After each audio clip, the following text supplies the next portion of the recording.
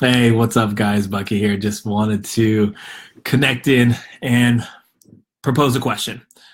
Imagine what it would be like if you lived out your life and never really got to fulfill who you are.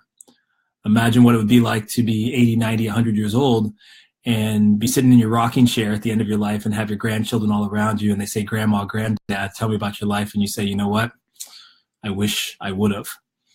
I think one of the things for me that has been incredibly important in my life is the unfoldment of who I am and allowing myself to be who I am. And it hasn't been easy, right? Obviously, we all go through different ups and downs, and there's been some difficult things to negotiate, and it's looked different at different times. Whether that was me wanting to travel the world or me wanting to become a speaker or touch people's life, or knowing that there was something inside of me that I was meant to give, and I think one of the most powerful things that I've ever done was just to believe in myself and to believe in who I am and to believe that there's a calling inside myself that is bigger than who I am. And there's a calling inside myself that is bigger than who I could ever imagine myself to be. And, one of the gifts that we have in life is we have an opportunity. We have an opportunity to step into who we are, to trust who we are, and to create a life based on that understanding. And there's a couple different distinctions that I want to bring up for everybody, and what can guide us in that process. One of the things that people always talk about is this idea of being clear. Be clear, right? Get clarity. Clarity is power, right? Like, how do I get clear on what are the things that I want to create is the question that people ask. How do I get clear on what kind of business I want to create? How do I get clear on what kind of relationship I want to create? And I think that that's a very important step, but it's a secondary step to the first one. And the first step in all things in my life and in my experience has been, how do I get clear on who I am? How do I get clear on what I value and what's important to me? What are the things that are important to me? What are the things that excite me about life? And how do I develop a practice in life that produces an awareness into that space?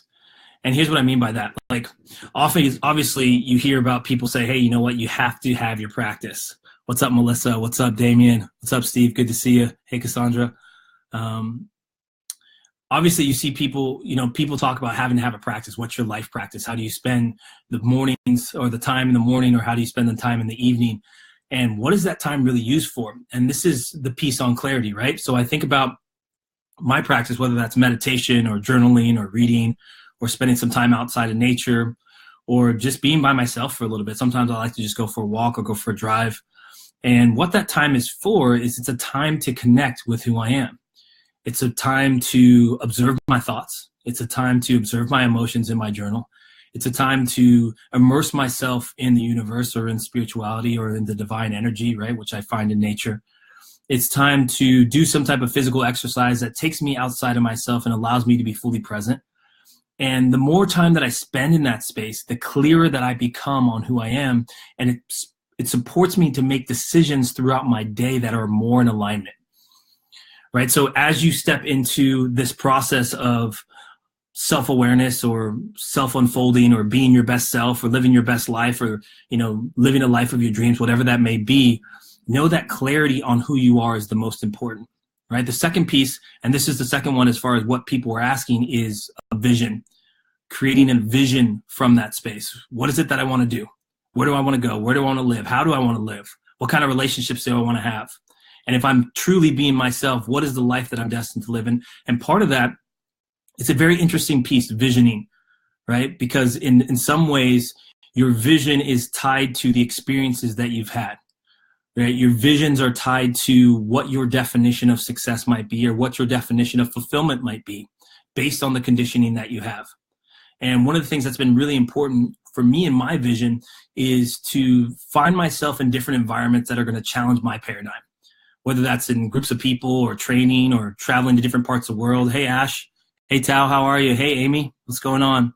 Finding new perspectives, right? Because you can't imagine that all there is your paradigm. And a lot of people do that, right? A lot of people only consider the things that they know. So, in creating a vision, one of the distinctions is to challenge your paradigm, Start to surround yourself with new content, new information, things that are going to ask yourself to grow outside of what you know. Like, I lived in Bali for 5 years, and when I was there, that changed my whole understanding of life, right? To see people living in that way, to see people living to that standard, to see people, valuing different things. I've traveled a lot. I've been all through Southeast Asia. I spent a lot of time all around the United States traveling and teaching.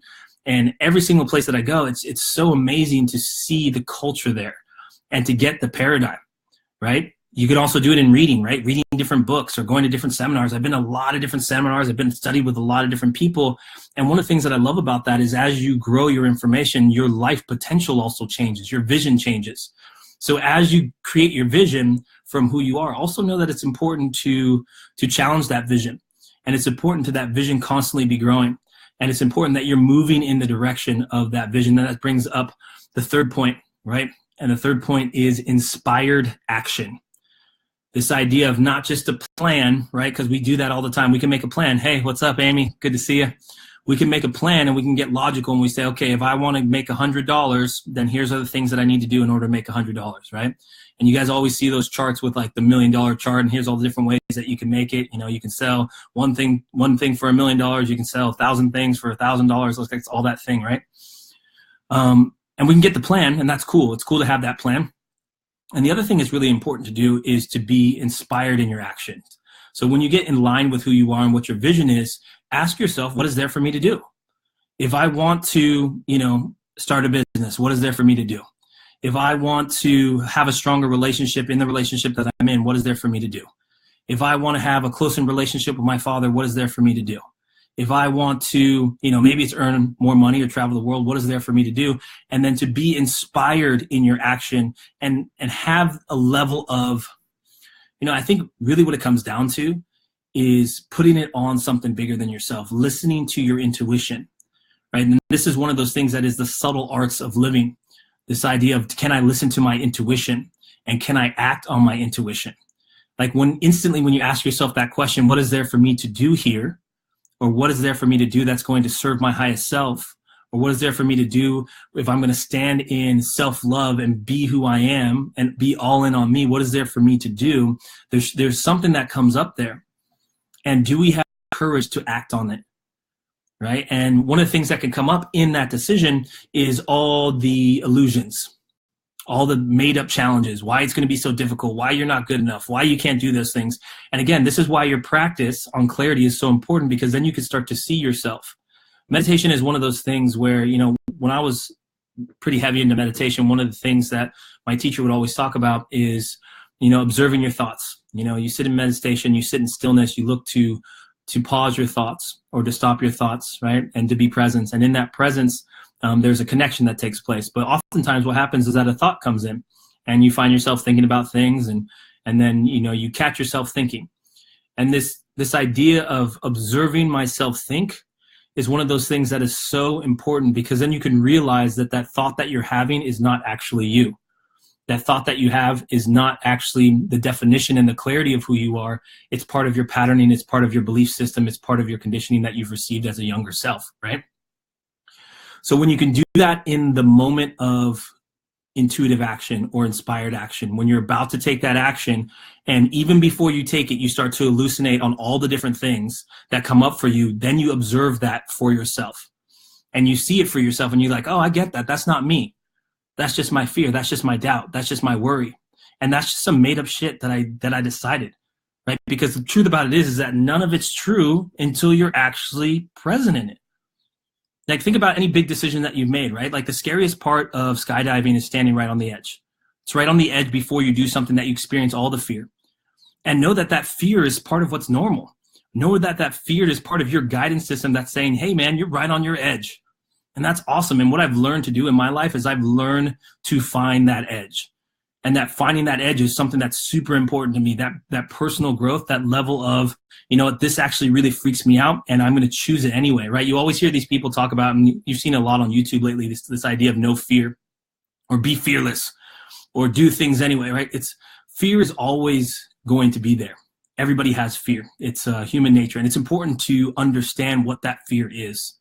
And it's also really important to see it, to be with it, to embrace it, and to do it anyway, and to take a stand for what you are, because the more that you do that, the stronger that you become. The stronger you become in who you are and what you've decided. The stronger your resiliency in creating who you are and what you want to create within that specific area of your life. And again, whether that's starting relationships or whether that's starting a business or traveling the world or just speaking your truth, right? I did a post the other day about speaking your truth. And even for me, like, I was about to do this Facebook Live a couple moments ago, and there was that fear and doubt of what would people think, and is this the good lighting, and is this a good time to do it? It's always that worry, and you never really know until you push through and to get present with what is, right? But I've conditioned myself to do that. So once you're in that inspired action, that's when the game really begins. That's when you're actually really creating traction. That's when you're actually really learning. That's when you're really discovering. That's when life is really happening for you. And your role in that moment is to observe. And this is the 4 steps. Observation is just to observe what's going on externally, what's going on internally. What are you feeling? What's coming up for you? What can you start to identify? How can you use this example as a mirror in your life, right? We're constantly in a room full of mirrors, right? And everything is a mirror of who we are. And the things that come up for us about different situations are really not about that situations. They're about us. They're about the things that we've made that situation mean for ourselves. What's up, Deshaun? What's up, man? Long time, man. Hey, Kate, what's going on? And what there is for us to do in that moment is to learn from those situations and to divide on what is this really looking to show me, right? That happens internally, but it also happens externally, right? And I talked a lot about this the last time, was this idea of we have an internal message that's happening, but we also have a very strong external message. And I can think about the moments in my life where I've been the most lost, right? Some of you might not know this, but I grew up in the transformational industry. My father was a speaker. I've been doing it professionally all over the world, speaking and training in events and courses and content and curriculum for literally about 2 decades professionally. And there was a time when I came back from Bali, and I was in California, San Diego, and I came back, and I hadn't lived in San Diego for it was almost, before that I was in Hawaii, so it was almost 11 years. And I had a great lifestyle in Bali. I was running property management. I was doing events. I was kind of living on the cheap and kind of living the dream in a lot of ways, and having this very kind of expensive or luxurious lifestyle. Not expensive because the cost was leveraged, right? So luxurious lifestyle. And I got back to California, San Diego, and I was like, man, it's going to take a lot of hard work in order for me to get this done. And it's funny that I made that decision, because where I ended up in construction. And it was interesting because in the moment that I was introduced to that, it was a divine moment. I needed to get some work. I needed to get some stability.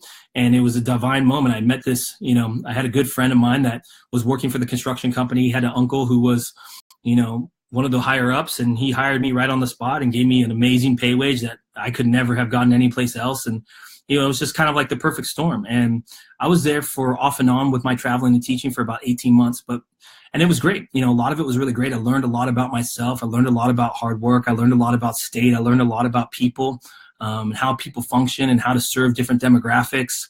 I learned a lot about discipline. I was waking up every single morning at 3:45 in the morning. I was driving up to LA from San Diego and driving back down 10-hour days. And I would do that with a smile on my face. I really got, a really strong lesson in state management, right? What does that take to be a laborer for 10 hours a day, to drive home 2 hours both ways, and to be happy still? I learned a lot in state management, but what started to get a little bit cloudy was I stopped paying attention.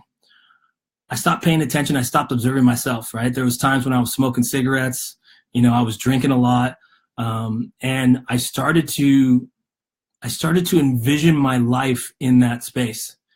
I started to say, you know what, this is what there is for me to do. And I started to paint that forward and say, you know what, I'm going to be a foreman. I'm going to get in the truck. I'm going to run, construction company.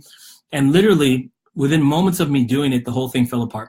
The work that I was doing, the job that I was working, and the people that I was working with, the company that I was working with, totally just fell apart. Like, we lost jobs. The company was on firing a bunch of people. And it was so crazy because that's the divine orchestration, right? The divine orchestration is always there, and the communication is going to get louder and louder and louder and louder until we choose to listen. And for most of us, especially when we have a strong purpose, when we have a strong passion and we have a strong purpose, life, God, the divine spirit is going to come into our lives, and it's going to allow us to see, even if we're blinded by our own numbness. Even if we're blinded by our own numbness, there's going to be something that comes in and allows us to see. And that was my moment, right? That was my moment back in, I guess it was 2016, a couple years ago. And what unfolded from there has what's brought me here in the last 18 months. And it's been it's been more than 18 months. It's been almost 2 years. But what's unfolded from there was a massive, massive transformation. I decided at that moment that, this wasn't good enough, and that life, I get it. Life is working for me, and I need to start to listen, and I need to get back into my passion, and I need to get back into my purpose, and I need to get back into the work that I love, and not just working for other people, but working for myself. And I decided that, I'm going to level up in all the different areas of my life. That was my decision. And from that moment, I went through that process of asking myself, let me get clear about what there is. Let me create a vision. Let me take some inspired action, and let me start to observe what takes place. And I've dedicated my life to that observation that God's plan is always better than mine, and that Spirit's plan is always more articulate and more orchestrated than I could ever imagine. And that idea of God or Spirit or the divine works in mysterious ways is absolutely true. And I could never imagine what my life was going to look like. And I said this a lot, but my perfect life is never how I planned it to be. And I just let go of control of that piece of it. I let go of the control of needing to know every single step and what it was going to look like. And I stepped into controlling my practice, controlling my alignment with self, controlling my intuition and my actions associated to that. And it has been the most powerful things that I've ever done. And in that process, I want to mention the final step, in the observation is the adjusted action. Because one of the things that's going to happen is we're going to constantly get feedback. And as we move towards directions in our lives, we're going to get feedback on that. There's going to be some things that work, and there's going to be some things that don't. And there's going to be a lot of lessons that we learn along the way. And one of the things that we need to do as we observe is to adjust our actions. So as I think that this is the step for me to take, I'm going to do that, right? That's the inspired action. And then I'm going to observe the results. And it happens all kind of in real time, right? When you make a decision like that in your life to start a business or to be yourself or to love yourself or to change the world or to live in your passion or whatever it is, there is a landslide of consequences that take place. There's so many actions that are associated to that. When you ask yourself that question of what is there for me to do, there's a list of stuff. So you're constantly acting and creating from a different space, and you're constantly observing. You're observing what's taking shape. You're making decisions. You're being led. You're interpreting what those decisions make, and you're creating adjusted actions. You're moving forward in the ways that you feel are the best ways for you to move forward from that observation. And it's constant. It's constant. It's an infinite ascent. It's ongoing. It's not something that's ever going to stop, right? It's one of those things that as you have a vision for yourself and as you paint that vision for yourself, the idea is that it is an infinite ascent, that life is a constant process of growth. Life is a constant unfoldment. Life is the constant expression of who I am. And for me to do that on a very large level, then I have to be constantly growing. I have to be constantly willing to ask myself the question of what there is for me to do. So again, I put that out there as a guide because, I think one of the worst things that can ever happen in your life is that you can grow old and, you can realize that, you have a lot of regrets and that there was things that you could have done and that you should have done, and that were right for you to do that you never did. I think that's one of the most tragic things that can happen in anybody's life. It's one of my greatest fears, and it had been one of my greatest fears. And it's interesting, right, how fears come up when we're not living in our passion, right? Like even now, I don't think that doesn't come up for me as a fear because I know I'm doing it. I know I'm living in who I am. I know I'm trusting the divine. I know I'm being guided, and I know I'm taking those steps. Every single day I take steps. And again, it's not perfect. It never will be, right? It's never going to be easy. It's never going to be exactly how I need it to be. There's always going to be process. And all I can do is stay consistent and work and put in the work, the emotional work, the mental work, the physical work, all the things that I need, spiritual work, all the things that I know how to do, right? What is there for me to do and to move forward in that area? So, I think the thing for this call to really ask yourself is, are you living in a way that's in alignment with who you are? And if you're not, then there's always an opportunity to get started. And hopefully these steps is something that can help you start in that area. But again, start with who you are. Create your vision. be inspired in your actions, observe yourself in the world around you and make some adjusted actions, and be okay with the learnings along the way and understand that it's an ongoing thing and that life is it's a journey, right? It's one of these things of unfoldment. And the more that we can learn about ourselves, the more that we can strive to be in alignment with ourselves, the better off we are. So with that said, wishing you lots of love and all the best. We'll see you next time. Peace.